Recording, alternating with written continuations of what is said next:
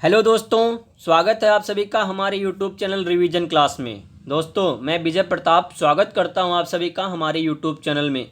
दोस्तों हम कंप्लीट कर रहे हैं इंडियन पॉलिटी की सीरीज, और इंडियन पॉलिटी की सीरीज में आज हम पढ़ने वाले हैं भारतीय संविधान की अनुसूची, शेड्यूल ऑफ इंडियन कॉन्स्टिट्यूशन।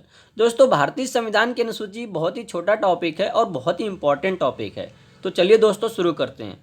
दोस्तों वीडियो को शुरू करने से पहले मैं आपको बता दूं, यदि आप हमारे यूट्यूब चैनल पे पहली बार विजिट कर रहे हैं तो हमारे चैनल को सब्सक्राइब करें और बेल आइकन को प्रेस करें, जिससे कि इस पॉलिटी सीरीज़ का जो भी अगला वीडियो होगा उसका नोटिफिकेशन सबसे पहले आपको मिले। और दोस्तों वीडियो आपको पसंद आए तो वीडियो को लाइक करें, शेयर करें और कमेंट करें। तो चलिए दोस्तों शुरू करते हैं हम अपने टॉपिक को, भारतीय संविधान की अनुसूची।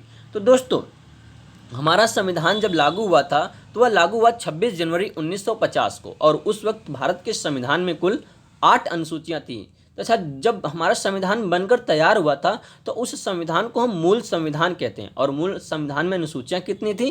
8। परंतु वर्तमान समय में भारत के संविधान में कुल 12 अनुसूचियां हैं। तो वह 12 अनुसूचियां में क्या प्रावधान है इसके बारे में हम जानेंगे। क्या कहती हैं ये 12 अनुसूचियाँ, इसके बारे में हम जानेंगे। तो चलिए हम शुरू करते हैं। पहली अनुसूची 1। अनुसूची 1 क्या है? राज्यों और संघ शासित प्रदेशों के विषय में है। यानी कि अनुसूची 1 कहता है कि भारत में कितने राज्य हैं, कितने संघ शासित प्रदेश हैं, इसके बारे में जो प्रावधान है, जो उल्लेख है, वह अनुसूची 1 में मिलता है। जैसा इसमें बता रहा है, वर्तमान समय में भारत में कुल 28 राज्य और 9 केंद्र शासित प्रदेश हैं। यह अनुसूची 1 में है। अनुसूची 2। अनुसूची 2 हमारा है विशेष शक्तियाँ और राष्ट्रपति, राज्य के governor, Rajya Sabha, Lok Sabha, supreme court और उच्च न्यायालय के न्यायाधीशों के वेतन से संबंधित है। जो अनुसूची 2 है हमारी, तो वह जो उच्च पदाधिकारी होते हैं उनके वेतन से संबंधित, ना कि हमारे और आपके वेतन से संबंधित है। यह जो उच्च पदाधिकारी होते हैं उनके वेतन से संबंधित है। अच्छा, जैसे कि क्या होते हैं? मंत्री परिषद हो गए, लोकसभा के अध्यक्ष हो गए, उपाध्यक्ष हो गए। तो इन लोगों को जो वेतन दिया जाता है उनके वेतन का प्रावधान ही अनुसूची 2 में मिलता है। अब यहाँ पर एक पॉइंट नोट करने वाली है कि उपराष्ट्रपति, दोस्तों उपराष्ट्रपति को जो वेतन मिलता है वह उपराष्ट्रपति के पद का नहीं मिलता है, वह राज्यसभा का सभापति होता है। तो वह राज्यसभा के सभापति होने का उसे वेतन प्राप्त होता है। तो इस पॉइंट को आप नोट रखिएगा, यहाँ से प्रश्न देखने को मिल जाते हैं। अगला है हमारा अनुसूची 3। अनुसूची 3 हम देखेंगे। अनुसूची 3 में है शपथ से संबंधित, यानी जो उच्च पदाधिकारियों की नियुक्ति होगी, जो चयन उनका किया जाता है तो उन्हें कार्य दिया जाता है। तो यदि वह अपना कार्य सही तरीके से करेंगे कि नहीं, तो उसके लिए उन्हें शपथ दिलाई जाती है, ताकि वह अपने कर्तव्य के प्रति निष्ठावान रहें, ईमानदार रहें। तो वह उन्हें शपथ दिलाई जाती है, और अनुसूची 3 के तहत उन्हें शपथ दिलाया जाता है। इसमें क्या बता रहा है? राष्ट्रपति, उपराष्ट्रपति, राज्यपाल को छोड़कर, ये देखिए पॉइंट नोट करने वाली है, राष्ट्रपति, उपराष्ट्रपति, राज्यपाल को छोड़कर सभी पदाधिकारियों के शपथ और वादे से संबंधित है अनुसूची 3। क्यों राष्ट्रपति और उपराष्ट्रपति, राज्यपाल को शपथ नहीं दिलाई जाती है? नहीं, उन्हें दिलाया जाता है। पहले इस टॉपिक को हम जान लें, अनुसूची 3 क्या कह रहा है। अनुसूची 3 बता रहा है कि जैसे कि हमारे देश में महान्यायवादी हैं, महालेखा परीक्षक हैं, नियंत्रक महालेखा परीक्षक हैं। तो ये जो उच्च पदाधिकारी होते हैं उन्हें जब अपना पद दिया जाता है कार्य करने के लिए, तो उन्हें शपथ दिलाई जाती है। जैसे लोकसभा के अध्यक्ष हो गए, मंत्री परिषद हो गए, केंद्रीय मंत्री परिषद हो गए, तो इन्हें शपथ दिलाई जाती है। तो इस अनुसूची 3 में मिलता है। अच्छा, राष्ट्रपति, उपराष्ट्रपति, राज्यपाल को क्यों नहीं शपथ दिलाया जाता है?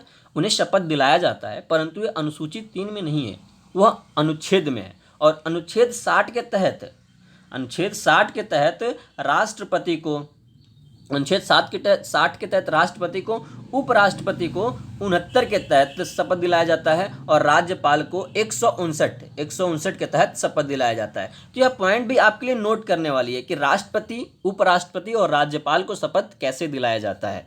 अगला देखते हैं। अगला है अनुसूची 4। अनुसूची 4 क्या है?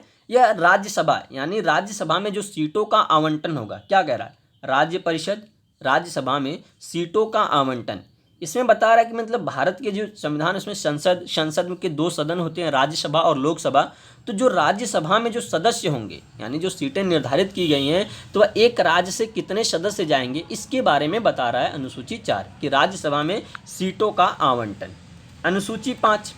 अनुसूची 5 क्या है? अनुसूचित क्षेत्रों और जनजातियों से। अनुसूचित क्षेत्रों और जनजातियों से संबंधित जो है अनुसूची 5 है।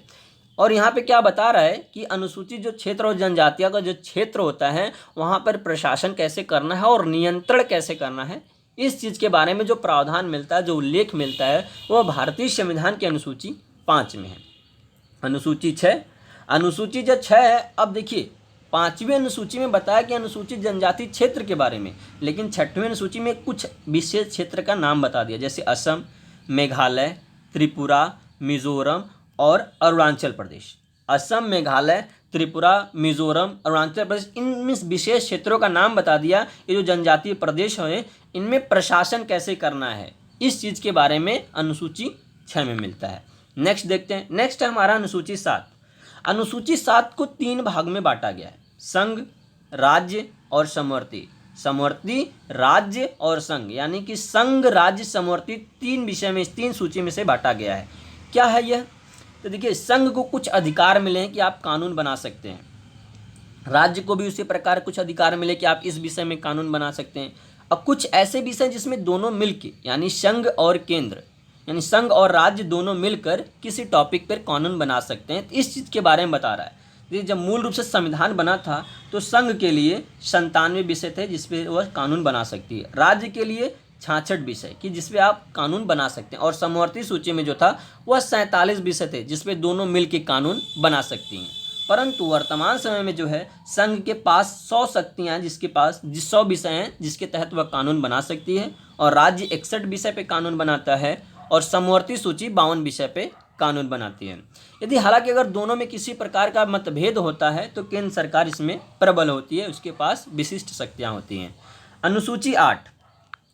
अनुसूची 8 राज्य की आधिकारिक भाषाएं से संबंधित, यानी भारत की आधिकारिक भाषा, तो हर राज्य की अलग अलग भाषा होती है, हर राज्य की अलग अलग भाषा होती है। तो उन राज्यों में जैसे कि संविधान संशोधन हुआ, अलग अलग राज्यों का मीन्स और भी निर्माण किया गया, तो जैसे जैसे राज्य बढ़े गए वैसे वैसे राज्य की आधिकारिक भाषाएं भी बढ़ती गई। तो जब मूल रूप से हमारा संविधान बना था तो उसमें 14 भाषा थी, जब मूल रूप से संविधान बना तो उसमें 14 भाषा थी, परंतु वर्तमान समय में 22 भाषाएं। तो जो और भाषा जोड़ी गई वह कैसे जोड़ी गई इसको हम बताते हैं। देखिए, सबसे पहले 21वां संविधान संशोधन हुआ तो 1967 में किया गया था, तब जाके अनुसूची 8 में सिंधी भाषा को जोड़ा गया।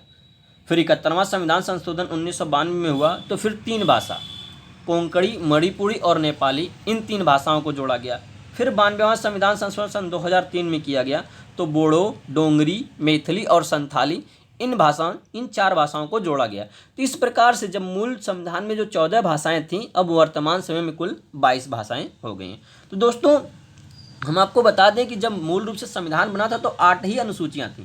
अब इसके बाद की जो अनुसूची हम पढ़ने वाले हैं वह संविधान को संशोधित करके भारत की अनुसूचियों में जोड़ा गया है, जैसे कि 9वीं अनुसूची, 10वीं अनुसूची, 11वीं और 12वीं। ये जो आगे की 4 अनुसूचियां हैं उन्हें संविधान संशोधन करके जोड़ा गया है। तो उसमें देखते हैं 9वीं अनुसूची क्या है। 9वीं अनुसूची, देखिए, हमारा संविधान जो लागू हुआ था 26 जनवरी 1950 को लागू हो गया था, और उसके ठीक 1 साल बाद देखिए 1951 में पहला संशोधन हो जाता है। ठीक, इसमें उसी के तहत जो है 9वीं अनुसूची को जोड़ा जाता है, प्रथम संविधान संशोधन 1951 के तहत। क्या है 9वीं अनुसूची? 9वीं अनुसूची कहता है भूमि सुधार विशेषता, भूमि कर, रेलवे उद्योग से संबंधित कार्य और आदेश शामिल। जैसे इसमें विशेष तौर पे भूमि से संबंधित है अनुसूची 9, और इसे संविधान संशोधन यानी प्रथम संविधान संशोधन 1951 के तहत जोड़ा गया है। अगला है अनुसूची 10। अनुसूची 10 क्या है?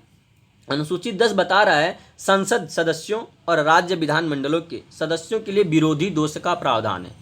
संसद सदस्य यानी कि केंद्र स्तर पर जो होता है वह संसद है, जैसे कि राज्यसभा, लोकसभा, और राज्य स्तर पर विधानमंडल है, विधानसभा और विधान परिषद। तो जो उसमें सदस्य हैं, जो उसके सदस्य हैं, इस पार्टी से उस पार्टी में आना जाना उनका लगा रहता है, कभी इस पार्टी को छोड़ के इस पार्टी में चले गए तो इस पार्टी को छोड़ के अगली पार्टी में चले गए। तो इस चीज़ को बताया गया कि ये इस पर विरोध जताया गया कि यह विरोध दोष है, इसका ऐसा नहीं करना चाहिए, ऐसा नहीं होगा। तो यह भारत के संविधान में अनुसूची 10 के तहत जोड़ा गया, और 52वां संविधान संशोधन 1958 से के द्वारा इसे जोड़ा गया, अनुसूची 10। ठीक, अनुसूची 11। अनुसूची 11 क्या है? तो अनुसूची 11 पंचायती राज व्यवस्था के प्रावधान से है। जब हमारा संविधान मूल से रूप से तैयार हुआ तो ऐसी कोई अनुसूची नहीं थी जो पंचायती राज व्यवस्था का वर्णन करे, उसके बारे में बताए। परंतु 73वां संविधान संशोधन जब 1992 किया गया तो जाके अनुसूची 11 को इसमें जोड़ा गया। और जब अनुसूची 11 को जोड़ा गया तो इसमें पंचायती राज व्यवस्था है। तो पंचायती राज व्यवस्था में 29 ऐसे विषय हैं जिसपे पंचायती राज व्यवस्था कानून बना सकती है। यह अनुसूची 11 में मिलता है। अनुसूची 12 क्या है? यह नगर निगम से संबंधित है। ठीक उसी प्रकार जैसे कि 11वीं अनुसूची है पंचायती राज व्यवस्था, यानी पंचायती राज व्यवस्था क्या करता है? ग्राम समाज से संबंधित है। ठीक उसी प्रकार नगर निगम जो है वह शहरी क्षेत्र से संबंधित है। और यह भी संविधान संशोधन करके जोड़ा गया। कौन सा संविधान संशोधन था? 74वां संविधान संशोधन 1992 के तहत।